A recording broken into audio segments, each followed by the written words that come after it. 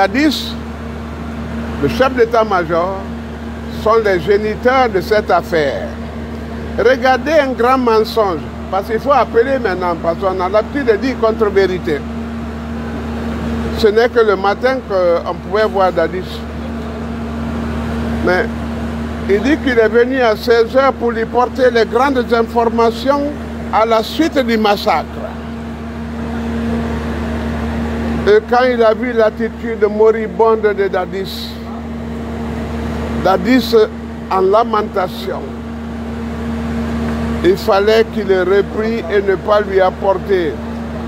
C'est que d'abord, il démissionne aux charges de sa mission.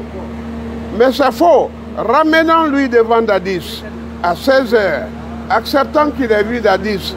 Vous savez ce qu'il a dû dire à Dadis? Ah, il y a eu trop de morts. Il y a des corps qui sont gâtés. Il y en a qu'on ne peut pas rendre.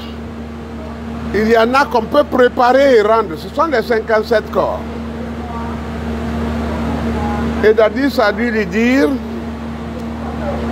qu'est-ce qu'on va faire pour la gestion des corps? Il a dit,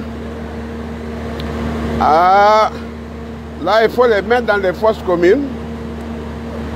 Oh, il y en a qu'il faut mettre dans les chalands. Il y a certains corps qu'on peut présenter.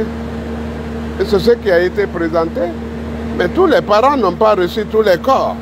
Ça vous dit qu'il y a une implication active de ce monsieur dans la conception, dans la préparation et dans la réalisation de ce massacre. Dadis est déjà un mort qu'on veut ressusciter par un avocat qui est venu après avoir été renvoyé par lui-même. Il y a eu des morts, il y a eu des disparus. Où sont-ils? Même les disparus, on ne nous dit pas où est-ce qu'ils sont allés.